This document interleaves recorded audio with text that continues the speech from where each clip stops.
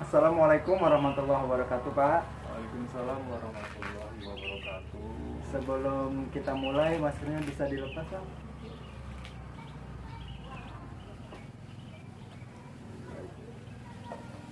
Eh, Sebelumnya saya ucapkan terima kasih karena telah bersedia untuk saya wawancara kembali.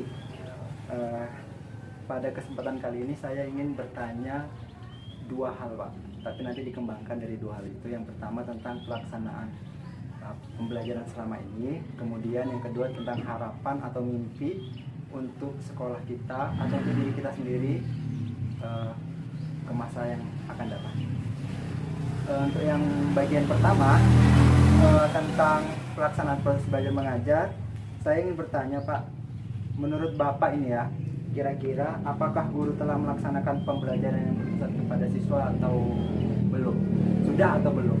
Jika sudah, bisa nggak Bapak ceritakan? Atau jika belum, bisa nggak Bapak ceritakan juga? Baik, terima kasih Pak Dedi. Sebelumnya Assalamualaikum warahmatullahi wabarakatuh. Waalaikumsalam warahmatullahi wabarakatuh. Ya, perkenalkan nama saya Hendra Harisa Putra, SPD, ya, sebagai guru bahasa Indonesia. Sekarang sama halnya dengan Pak Dedi, ya, bahkan ketua LPG. Menjawab pertanyaan dari Pak Dedi bahwasanya apakah guru sudah melaksanakan kegiatan pembelajaran yang sudah bersumber atau terpusat pada siswa, saya rasa kalau di SMP 2 memang sudah melaksanakan, terkhusus mungkin saya pribadi ya, karena kegiatan atau mungkin dari segi tempat pelaksanaan bukan hanya di kelas, tapi mungkin bisa jadi kita melaksanakan kegiatan pembelajaran itu bisa lagi di luar kelas. Artinya kita mencari tempat atau mungkin suasana yang berbeda atau mungkin dianggap nyaman oleh anak tersebut, seperti itu salah satunya. Dan kalau kita melihat guru-guru lain, seperti halnya mungkin mengolaborasikan antara tipeknya, artinya di situ kita sangat-sangat memerlukan yang namanya teknologi. Ya, dilihat dari guru-guru selama ini sudah melaksanakan dari segi itu, dan kemudian kalau khusus pelajaran bahasa Indonesia mungkin lebih mengolaborasikan hal-hal seperti halnya mungkin lebih menggunakan proyektor, kemudian memutarkan video, kemudian anak disuruh menonton. Kenapa itu dilakukan? Karena itu salah satu trik atau mungkin stimulasi gimana caranya membangkitkan semangat anak untuk belajar. Ya, karena yang namanya anak kalaulah seandainya baru masuk sudah semangatnya kendor, pasti apa yang disampaikan guru, materi yang disampaikan guru tidak akan masuk ke dalam pikirannya atau mungkin dalam otaknya. Jadi di awal kita harus merangsang dulu, memberi rangsangan gimana caranya anak tuh supaya nyaman dengan kondisi atau situasi ketika dia belajar saat itu. Saya rasa itu, Pak, kalau saya pribadi. Menurut saya, sebagian besar guru sudah melaksanakan pembelajaran yang berpusat kepada siswa, tapi ada juga sebagian yang belum ya, karena dilihat dari kondisi siswa, dari kondisi kelas, karena semua kondisi kelas itu berbeda-beda dan kemampuan siswa itu juga berbeda-beda. Ada yang bisa mereka menghandle atau menerima instruksi atau model pembelajaran yang dilaksanakan oleh guru ataupun perintah apa yang harus dilaksanakan pada hari itu. Kemudian ada juga siswa yang agak lamban karena siswa itu kan kemampuannya berbeda-beda. Jadi menurut saya ada sebagian guru yang sudah melaksanakan pembelajaran yang berpusat kepada siswa atau student center learning, dan juga ada sebagian yang belum melaksanakan karena yaitu tadi penyebabnya yang sudah saya sebutkan begitu. Tapi untuk kedepannya insya Allah bisa lebih ditingkatkan lagi sehingga guru itu hanya memfasilitasi aja sebagai fasilitator dan pengarah saja. Jadi kita bisa mencapai tujuan pendidikan yang sudah dicanangkan oleh pemerintah pada saat ini. Ya, baik. Tantangan guru yang berpusat kepada siswa dalam pembelajaran, yang pertama adalah guru kurang sepenuhnya untuk menguasai media. contohnya dalam membuat media PPT dan lainnya. Yang kedua yaitu fasilitas. Fasilitas sekolah sudah cukup, hanya saja kurang memadai. Di antaranya hanya terdapat 3 infokus saja. Yang ketiga yaitu kurangnya daya serap siswa terhadap pembelajaran saat berlangsung di kelas. Seperti itu. Belum sepenuhnya, namun ketika saya bertanya dalam membuat media pembelajaran, misalnya saya dibantu dan diajari dalam membuat media pembelajaran secara resmi, pernah sekali IHT setahu saya. Kalau menurut saya, penyebabnya karena belum ada program dari sekolah yang terperinci. Mungkin yang saya lakukan untuk praktik di dalam kelas dan untuk yang harus sering saya lakukan itu tentang mental untuk semua siswa.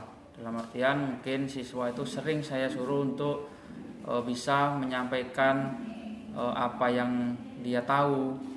Dalam artian mungkin suruh tampil ke depan, karena mental itu sangat penting. Karena selama ini cukup efektif lah ketika yang apa yang saya lakukan ini, siswa jadi berani untuk mengeluarkan pendapatnya.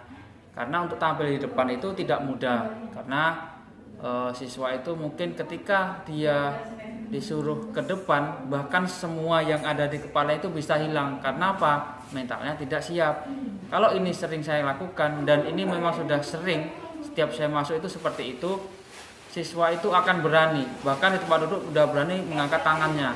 Yang selama ini dia tahu tapi tidak bisa menyampaikan karena takut mungkin diketawain kawannya, mungkin takut nanti salah. Sehingga cara ini memang sangat efektif.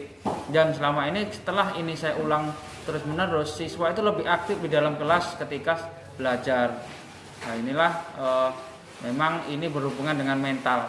Ketika mental kita sudah kuat, jadi dalam segi mungkin ketika menjelaskan, dalam segi aspek dalam berinteraksi dengan kawan, ini memang sangat menentukan. Karena itu tadi yang pertama tentang mental. Mungkin itu untuk dalam segi mental, dan juga siswa memang harus berani dan harus siap. Ketika salah ya dibenarkan, ketika benar ya mungkin selalu saya kasih apresiasi agar anak ini semakin berani untuk mengungkapkan apa yang mereka tahu itu. Supaya pembelajaran di sekolah supaya lebih menarik, setiap guru mempunyai keahliannya masing-masing. Kalau saya terapkan di pelajaran PPKN, yaitu supaya siswa itu tidak jenuh dengan cara memakai video, memakai PPT, ataupun dari sumber-sumber gambar mengenai tentang contoh dari perjuangan BPUPKI, mengenai tentang kedaulatan, mengenai tentang norma. Disitulah nanti ada gambaran-gambaran yang ada di lingkup masyarakat, contohnya di tentang norma itu banyak sekali bisa diambil, dan di situ bisa didiskusikan bersama-sama supaya siswa itu tidak jenuh dalam pembelajaran. Ada berbagai permasalahan yang terjadi di sekolah. Sebagai guru BK saya akan memanggil beberapa atau anak yang bermasalah, kemudian saya akan panggil, kemudian kita bertanya dari hati ke hati apa sebenarnya permasalahan yang terjadi, kok sampai anak ini contohnya dia terlambat datang, atau bisa juga rambutnya dicat atau gimana, atau berbagai masalah. Contohnya kita ambil satu atau anak itu terlambat. Kemudian saya akan bertanya kepadanya sebagai guru BK, apa masalah anak ini kok bisa dia terlambat? Apakah dari orang tuanya atau dari dirinya sendiri? Kemudian saya ingin anak-anak ini berkata jujur. Kemudian setelah itu saya akan bertanya kepada anak, bagaimana seandainya kita cari jalan supaya anak ini bisa tidak terlambat. Nah, kemudian kalau dari anak sendiri bagaimana? Nah, kemudian kalau dia sudah berkata jujur, kemudian saya akan menambah, memberikan motivasi bagaimana sebaiknya anak ini supaya dia bisa tidak terlambat. Jadi dengan mencari beberapa alternatif, kemudian anak ini akan memilih sendiri yang terbaik dan bisa dilakukannya. Ini bagian terakhir Pak, harapan atau mimpi Bapak terhadap sekolah yang berdampak pada siswa. Nah, kira-kira apa harapan Bapak untuk sekolah ini ya, terutama khususnya ke Bapak lah di masa yang akan datang. Ya, harapan saya ini harapan saya pribadi seperti halnya apa yang menjadi pertanyaan Bapak Didi. Harapan saya sekolah ini bisa intinya bisa mengimbangi, bahkan bisa lebih dengan sekolah-sekolah lain, seperti halnya mungkin dari segi cara belajar yang mungkin jangan hanya terfokus satu kelas saja gitu. Karena hal itu bisa membangkitkan semangat belajar. Misalnya seperti ini, silahkan seorang guru itu diberi kebebasan untuk melakukan kegiatan belajar mengajar di suatu tempat yang sekiranya nyaman, yang sekiranya mungkin bisa membangkitkan semangat belajar anak tersebut. Karena saya yakin guru itu tahu tempat yang mungkin bisa membangkitkan semangat belajar. Dan dari segi itu pastinya dari lingkungan sekitar kita bisa mengambil contoh secara realnya, dan itu mungkin bisa mempermudah kita dalam menyampaikan atau menjelaskan suatu hal. Hal lain mungkin bisa jadi dari segi teknologi atau mungkin fasilitasnya lebih bisa ditingkatkan lagi, ya, baik secara mungkin pribadi sekolah atau mungkin dari usulan-usulan ke pihak-pihak tertentu, seperti halnya mungkin teknologi dalam artian dalam bentuk laptopnya, proyektornya, atau mungkin yang paling penting itu jaringan. Seperti halnya itu sangat penting, sangat membantu kita sebagai guru, membantu siswa dalam hal belajar, karena itu sangat berkaitan dengan apa yang terjadi sekarang, abad 21, ya, impact, artinya kita mengelaborasikan apa yang kita tahu, kemudian kita bisa searching atau mungkin mencari hal-hal baru, seperti halnya dalam belajar kegiatan misalnya mengirim tugas, atau mungkin mencari contoh, atau mungkin siswa pun bisa dilibatkan dalam hal seperti itu. Itu untuk dari segi fasilitas. Kemudian dari gurunya, ya, dari gurunya intinya kita saling berkomunikasi, saling berkolaborasi, ya. Tidak malu bertanya, ya. Karena kekurangan kita pasti akan menjadi kekurangan siswa juga, ya. Kekurangan kita akan menjadi kekurangan siswa. Gimana caranya menutup kekurangan kita? Yaitu dengan cara belajar, ya. Seperti halnya umur tidak menjadi kendala, tidak jadi masalah, ya. Karena sekolah kita lebih bervariasi antara junior, ada senior. Nah, ini yang senior itu bisa membimbing yang junior juga bisa membimbing yang senior gitu. Yang muda belajar sama yang tua, yang tua pun dia boleh belajar sama yang lebih muda, seperti itu kalau masalah ilmu. Karena yang saya tahu di sekolah ini saat ini, selama ini, umur menjadi kendala atau mungkin jadi alasan gitu. Wah, saya yang tua, yang muda-muda sajalah. Kalau dalam hal ini tidak ada istilah seperti itu. Artinya tua muda itu sama-sama punya kewajiban untuk meningkatkan pendidikan. Oke, terima kasih Pak sudah mau saya wawancara. Ada pesan terakhir atau perlu disampaikan? Ya, pesan terakhir mungkin satu lagi Pak Didi, masalah peraturan. Oh iya, budaya sekolah ya. Iya, budaya sekolah, karena yang namanya sekolah itu bukan hanya mendidik lah, Iya. bukan hanya mengajar juga gitu. Artinya dari dua kata tersebut harus saling sejalan gitu. Kalau guru hanya mengajar, tapi nggak ada hal atau mungkin sesuatu yang mendidik seperti halnya dari segi peraturan. Karena penilaian itu ada kognitif, ada psikomotor, ada afektifnya Pak Dede. Ya, seperti halnya kalau seandainya kita masuk ke dalam kelas kan ada hanya segi kognitifnya dari segi pengetahuannya aja, tapi dari segi